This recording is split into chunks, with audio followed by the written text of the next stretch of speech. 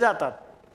हे मॉस काय, मॉस धरून ठेवलंय भिंतीला गच्च, त्याचं आपल्याला डिबॉन्ड करायचं आहे. मॉस कसं करणार, माइल्ड ॲसिडने करा आणि मग पाण्याने धुवा, सिंपल. सर कुठचीही गोष्ट मी सांगतो, आय विल चॅलेंज यू, जर तुम्ही 3 महिने या विषयावरती थोडंसं वाचन आणि थोडासा विचार केलात ना, तर कुठची गोष्ट तुम्हाला वाटेल अरे चेतन रायकरने शिकवलं एकदम सोपं होतं सगळं, ह्याच्यात तर काहीच नव्हतं, 18 तास तर नुसता गप्पा मारून गेला असं. It is as simple a technique as that. There is nothing hitech in this subject. म्हणजे स्ट्रक्चरल डिझायनिंग शिकवलं तर ते असं कळतच नाही अर्ध्या गोष्टी, 4दा वाचा, ह्याच्यात न कळण्यासारखं काही नाहीच आहे असं विषयामध्ये. सर काहीतरी झालं गडबड. हां,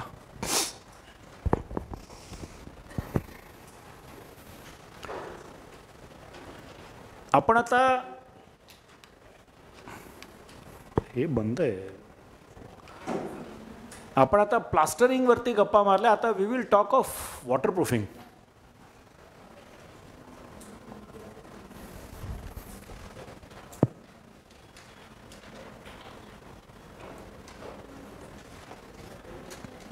हे स्लोपिंग रूफ आहे. स्लोपिंग रूफमध्ये हे काढू, हे काढू.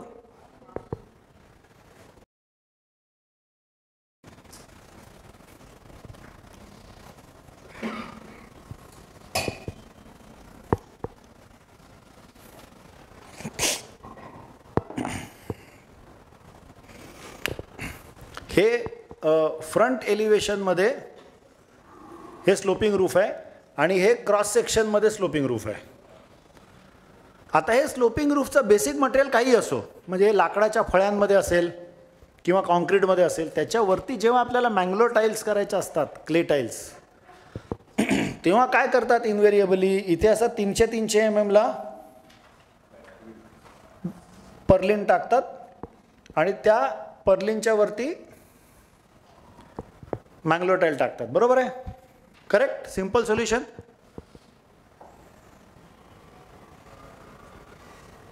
आता ह्याच्यात काय होतं या केसमध्ये, जेव्हा एखादी मँगलोर टाईल तुटते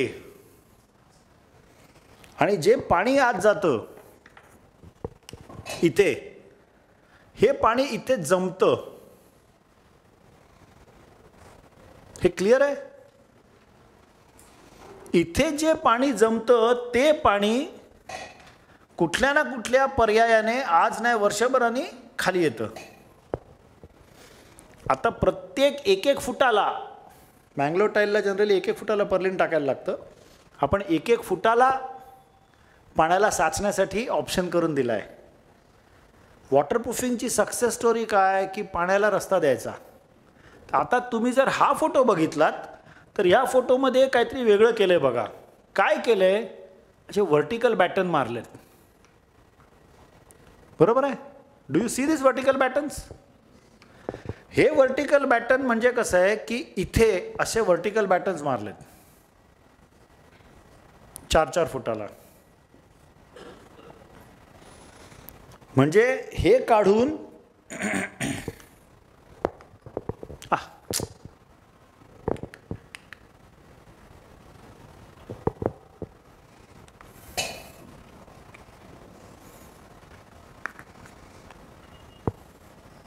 ह्याच्यावरती आधी आपण एक असा व्हर्टिकल बॅटन मारला आणि मग या बॅटनवरती पर्लिन मारले.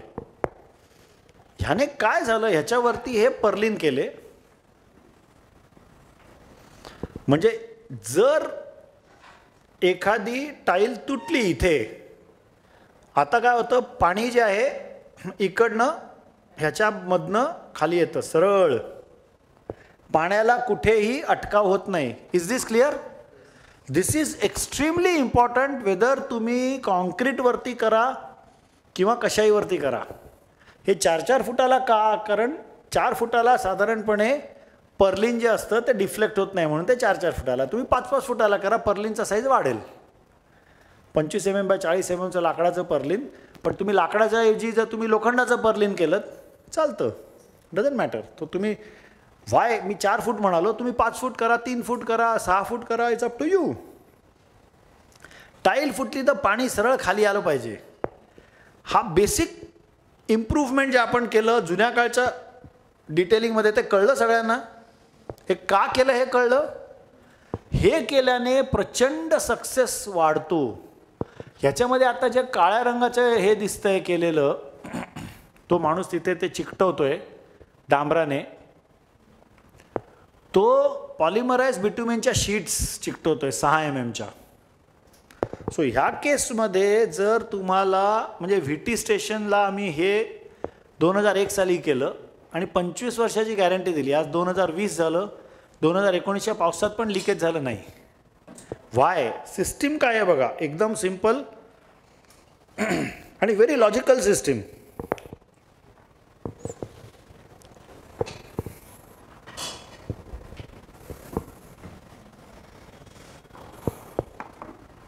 हे लाकडाची प्लँक आहे, ही फळी आहे लाकडाची, ज्याच्या खाली ट्रस आहे अख्खा. ठीक आहे ना, जसा असेल तसा जो काय. या फळी ही दिसते ती फळी, तो माणूस उभा आहे ना ती फळी आहे, त्याच्या खाली ट्रस आहे जो आपल्याला दिसत नाही आहे डोळ्याला. ही बेअर फळी आहे. ती फळी जिकडे जिकडे भोकं पडली होती, खराब झाली होती, ती रिप्लेस केली.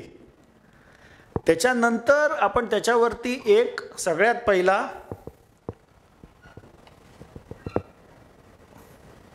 बिटुमॅस्टिक शीट लावली. ह्याला 6 mm थिकनेस असतो म्हणून मी 6 mm लिहितो. दुसऱ्या कुठल्या कंपनीचा 3 mm असेल. 6 mm लक्षात ठेवू नका. Polymerase bitumen sheet. आता पॉलिमराइज बिटुमेन शीट पण लक्षात ठेवू नका, कारण काय, त्यावेळेला पॉलिमराइज बिटुमेन शीट होती अवेलेबल म्हणून लावली. आता दुसरं काय येऊ शकेल. पॉलिमराइज बिटुमेन शीटच्या जागी GI शीट लावता येईल का? लावता येईल. का नाही लावता येणार? हां, करेक्ट. आम्ही हे मुंबईला लावत नाही कारण आमच्याकडे करोजनचा खूप प्रॉब्लेम आहे. तुम्ही म्हणाल आमच्याकडे बुलढाण्याला करोजनच नाही आहे.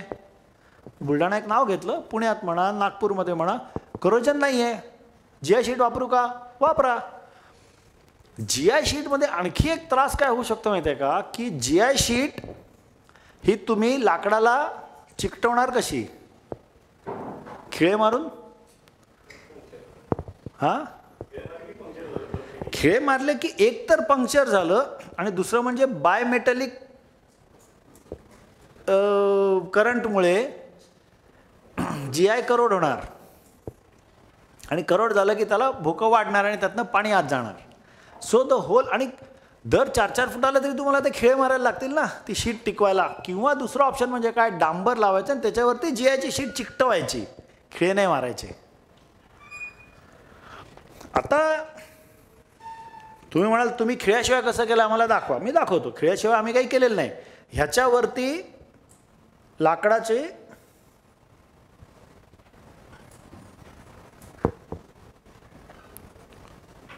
वुडन, हे wooden can be steel also. See, मी फक्त कॉन्सेप्ट एक्सप्लेन करतोय.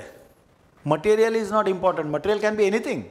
तुम्ही प्रिकास्ट लाकड, प्रिकास्ट कॉन्क्रीट करा, लोखंडात करा, सोन्यात करा, कशातही करा, डायमंड स्टडेड करा, that is up to you.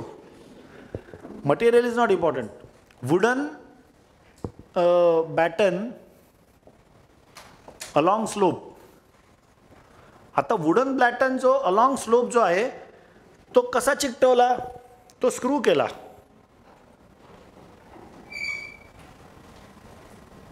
ह्या प्लँक बरोबर. तुम्ही म्हणाल तर ह्या स्क्रूमधनं नाही का लिकेज जाणार? जाणार. सो हे स्क्रूज जे आहेत ते आम्ही SS स्टेनलेस स्टील 316चे वापरतो मुंबईमध्ये. तुम्ही जिकडे करोजन होत नाही तिथे ह्याला बायमेटल करंट आहे का? नाही, कारण हे इज गोइंग थ्रू वूड. आता तुम्ही म्हणाल जर मी इथे लाकडाच्या ऐवजी जर मी लोखंडाचं वापरलं तर त्याला माइल्ड स्टीलचे स्क्रू वापरा. तिथे मग स्टेनलेस स्टीलचे स्क्रू वापरू नकात किंवा ब्रासचे स्क्रू वापरू नकात. Use mild steel only.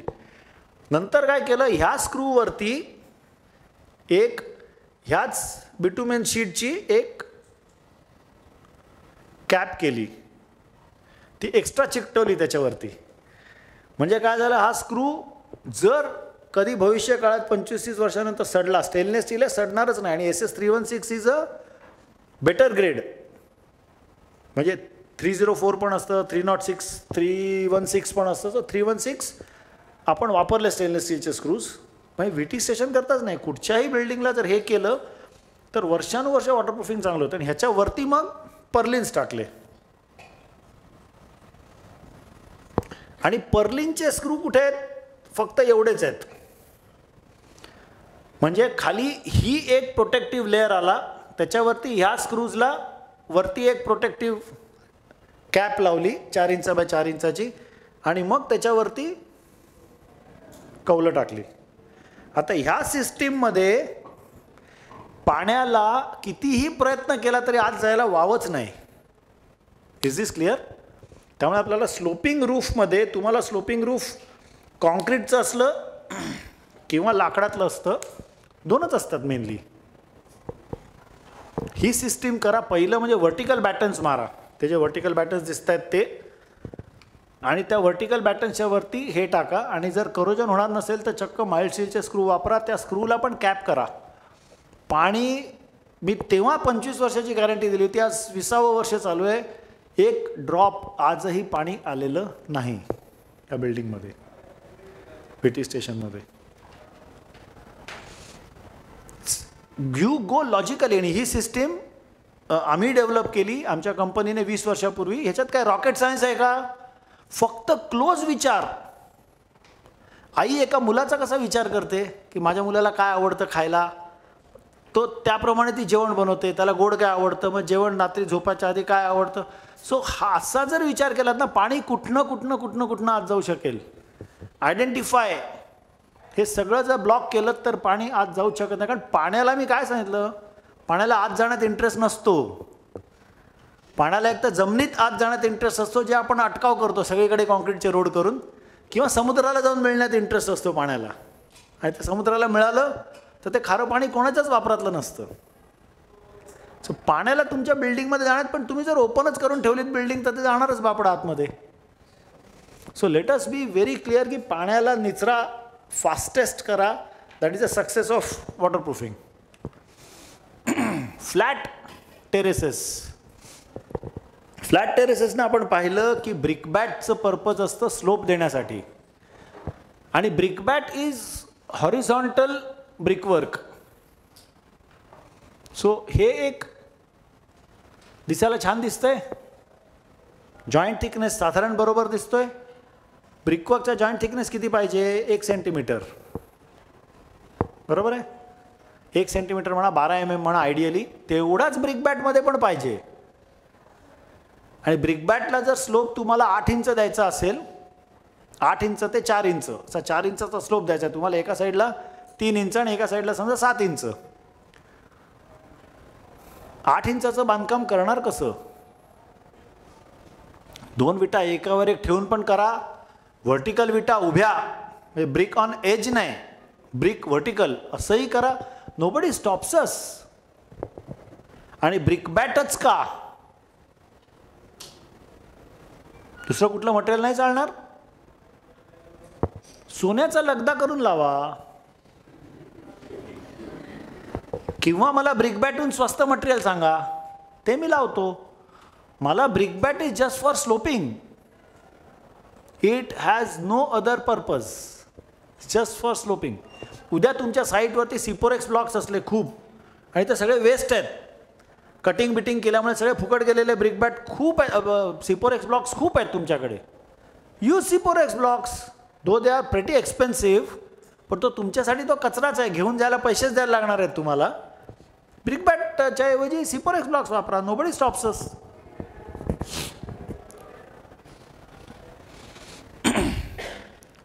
माती वापरता येईल का? नाही. कारण काय, जरा जरी आपलं IPS क्रॅक झालं तर ती माती सगळी वाहून जाईल आणि मग म्हणजे 6 महिन्यातच ते अख्खं खराब होईल. त्यामुळे we need a material which is strong. कारण त्याच्या त्या टेरेसवरती आपण धावतो, काही फंक्शन करतो. So we need a material that is firm and cheapest. म्हणून ब्रिकबॅट. दुसरं तुम्ही कुठलंही मटेरियल त्याच्यावर स्वस्त असलं वापरा. Nobody stops us. हा मुद्दा कळला. Brickbat is not for waterproofing at all. ह्याच्यावरती लोकांकडे खूप प्रश्न असणार, प्रश्न विचारू शकता. ब्रिकबॅट, लोकांना ही एक भ्रम असते की ब्रिकबॅट सर वॉटरप्रूफिंग करता ब्रिकबॅट पाहिजे, ब्रिकबॅट हा स्लोप करता पाहिजे. मला आपण एक उदाहरण घेऊ प्रॅक्टिकल. जर का मी कॉन्क्रीटची स्लॅब अशी स्लोपिंग केली तर मला ब्रिकबॅटची गरज आहे का? म्हाडाच्या बिल्डिंग्सना टॉप टेरेस स्लॅब स्लोपिंग असते, त्याला ब्रिकबॅट नसतंच, त्याला ते IPS पण करत नाहीत. त्याला while the concrete is still green terrace स्लॅबचं, त्याच्यावरती एक्स्ट्रा सिमेंट टाकतात आणि त्याला घोटाई करून टाकतात. सिंपल. प्रचंड पैसा वाचतो त्याने. फक्त काय होतं, ही स्लॅब वापरता येत नाही. कुठलं फंक्शन असलं, मुलाचा वाढदिवस असला, आपण टेरेसवर करू शकतो ना. Terrace is a good open air hall. आणि टेरेसवर जाऊन उभं राहिलं की प्रसन्न वाटतं, की थोडा दूरपर्यंतचं दिसतं, ओपननेस येतो, विचारांना चालना मिळते, खूप गोष्टी होतात. So terrace has a good utility. Why म्हणजे stop the utility of a terrace just because we don't know to do waterproofing properly. आपल्याला वॉटरप्रूफिंग जमत नाही म्हणून स्लोपिंग टेरेस टाकायची, हे पळवाट झाली. मग समाज कसा आपल्याला रिस्पेक्ट देणार? हां. So coming back to the point, ब्रिकबॅटला गरज नाही. आता IPS आपण परवा बघितलं, इंडियन पेटंट स्टोन. इंडियन का पेटंट का स्टोन काय बघितलं. IPSचं स्पेसिफिकेशन काय असतं? हां, 38 mm तर थिकनेस असतो. स्पेसिफिकेशन काय असतं?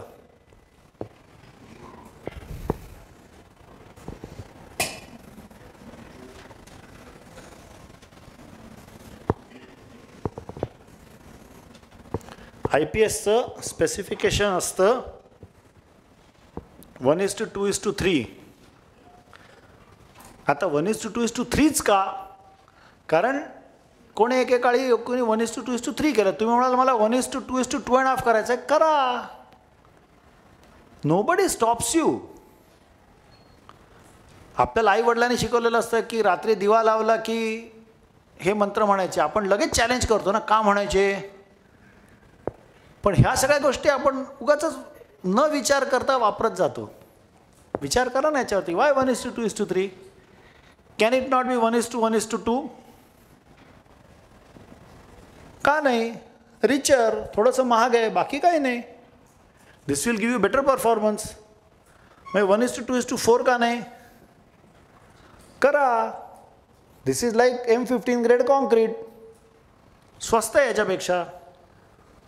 Up to you. Nobody stops us. But त्याचं जे बापदादाने लिहून ठेवलेलं स्पेसिफिकेशन आहे, it talks of 38 mm. 38 mm का आहे आपण बघितलं. 1:2:3 and it is purely concrete. बरं, ह्या कॉन्क्रीटला अशा फॉल्स मार्क्स असतात. बघितलेत कोणी? टाईलसारखा अपिअरन्स असतो. IPS इकडे बघितलेलं दिसत नाही आहे लोकांनी. मुंबईचे लोक सगळे हो म्हणतात, हां देखाय. पण इथे पुण्याला काय IPS? पाऊसच नाही, कशाला करायचं? पण तुम्ही पुण्यातच वॉटरप्रूफिंग करायला अशी काय गॅरंटी आहे का? जर मुंबईचा जॉब आला तर मला मेल पाठवून विचारणार सर कसं करायचं, तेव्हा मी सांगणार माझी फीस द्या म्हणून. जोक सपाट. बट IPS इज कॉन्क्रीट आणि त्याला फॉल्स मार्क्स का मारतात? IPS करायची पद्धत आपण समजू, म्हणजे तुम्हाला फॉल्स मार्क का मारतात हेही कळेल. बरं, इथे आपण पॉन्डिंग पाहतोय, अत्यंत चांगलं. असंच पॉन्डिंग म्हणजे संपूर्ण सबमर्ज्ड इन वॉटर. हे पाणी किती दिवस ठेवावं? 7 days. आणि काय? 15 days. आणि काही?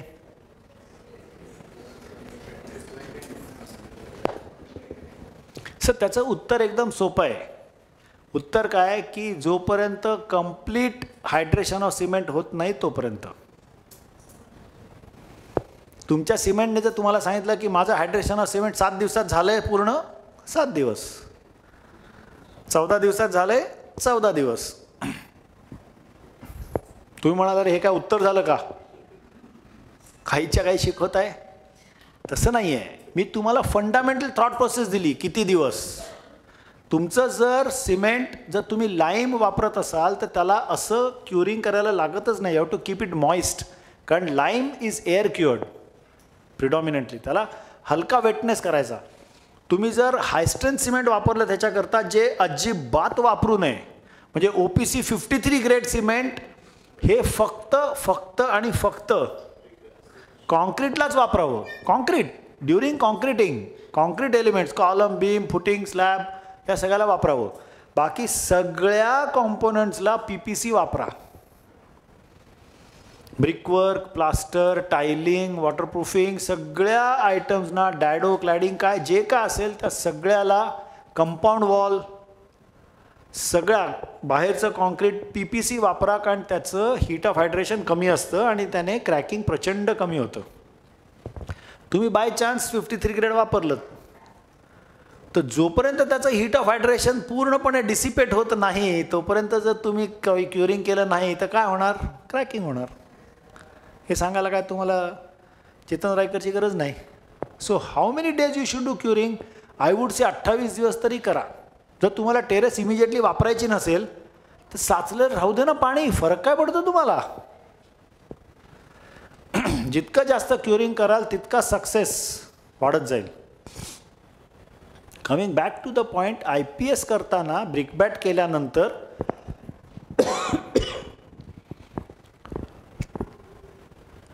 संपूर्ण IPS ले केलं जातं, त्याला कॉम्पॅक्ट केलं जातं. कारण 38 mm ला तुम्ही व्हायब्रेटर तर नाहीच मारू शकत. त्याला लाकडाच्या किंवा ॲल्युमिनियमच्या पॅटर्न्सनी ठोकून कॉम्पॅक्शन केलं जातं. त्याच्यावरती पाणी येतं कॉम्पॅक्शन केल्यामुळे, बरोबर? कॉन्क्रीटिंग कोणी बघितलेलंच नाही आहे बहुतेक. कॉन्क्रीट पाहिलं तर ज्याला एक्सेस पाणी जे असतं ना वर्केबिलिटी करता टाकलेलं ते वरती येतं सरफेसला, तर ते पाणी वरती येतं. तर त्याच्याकरता एक्स्ट्रा सिमेंट, ड्राय सिमेंट टाकलं जातं. म्हणजे काय होतं की the top surface becomes rich in cement. आता तो सरफेस जर रिच इन सिमेंट झाला तर तो surface will be rich in shrinkage also, बरोबर आहे? कारण सिमेंटची एक म्हणजे IPS मध्ये नॉन श्रिंक ॲडिटिव्ह टाकावंच. ड्राय सिमेंटमध्ये नॉन श्रिंक ॲडिटिव्ह नाही टाकत, कारण नॉन श्रिंक ॲडिटिव्ह बघण्याच्या कंपन्या काय म्हणतात की आमचं एक पाऊच 250 ग्रॅमचं असतं, कोणाचं 200 ग्रॅमचं असतं. एक पाऊच एका बॅगमध्ये मिक्स करा असं. त्यामुळे तुम्ही ड्राय सिमेंट किती 1 घमेला घेता त्याच्यात किती मिक्स करणार? सो ते जेव्हा आपण ड्राय सिमेंटवरती टाकतो that surface becomes rich in cement. त्याचं श्रिंकेज कंट्रोलमध्ये आणण्यासाठी आपण 1 फूट बाय 1 फुटाचे त्याचे तुकडे करतो. म्हणजे हा जो टॉपचा 1-2 mm rich in cement layer असतो त्याचं श्रिंकेज कंट्रोलमध्ये आणण्यासाठी आपण 1 foot by 1 foot, 1 foot by 1 फूट का? कारण आपल्याला फूटपट्टी लक्षात असते लहानपणापासून म्हणून, बाकी काही नाही. 250 mm 250 mm करू का? करा. 350 बाय 350 करा. There is no rule why 1 foot by 1 foot. There is no empirical derivation की why 1 foot by 1 foot. It can be 25 centimeter by 25 centimeter also. It can be 350 mm by 350 mm also. It doesn't matter. 1 metre by 1 metre करू नका, कारण त्याने shrinkage crack width जास्त होऊ शकते. आणि जर श्रिंकेज क्रॅक विड्थ वाढली तर पाणी आतमध्ये जाऊ शकतं. क्लिअर? हां, डमी जॉईंट म्हणण्यापेक्षा it is a joint to control shrinkage cracking. It cannot avoid shrinkage cracking. It is to control the crack width of shrinkage cracking. दुसरा काहीतरी प्रश्न होता? फायबरही वापरू शकतो ना. तर सर गंमत कशी आहे बघा की आपण हिमालयात काही साधू वगैरे बघतो की जे उघडे बसलेले असतात हिमालयामध्ये. त्यांनी आतूनच स्वतःला इतकं स्ट्रॉंग केलं असतं की त्यांना थंडी वाजत नाही. आपण ज्या वातावरणात 2-2 स्वेटर आणि वॉर्मर्स घालून फिरतो तिथे ते उघडे बोडके फिरत असतात. तर स्ट्रक्चर जर आपण आतूनच स्ट्रॉंग केलं तर हे फायबर नामक स्वेटरची आपल्याला गरजच पडणार नाही. I always believe in making the structure internally strong. फायबरने काय करताय तुम्ही की ते श्रिंक होणार आहे पण तरी तुम्ही त्याला धरून ठेवताय श्रिंकेजला. म्हणजे तुम्ही संपूर्ण स्ट्रक्चरमध्ये टेन्शन क्रिएट करताय आणि ते टेन्शन घ्यायला फायबर टाकताय. बरोबर आहे. त्याच्याऐवजी जर का आपण श्रिंकेज कंट्रोल केलं की श्रिंकेज होतच नाही आहे आता by one adding non shrink additives किंवा कंट्रोलिंग द श्रिंकेज आणि allow it to crack. It doesn't matter. The crack width will be ती डोळ्याला दिसणारच नाही 1 फूट बाय 1 फुटाची. फायबर नक्की टाकू शकता but we are increasing the cost. कशाला?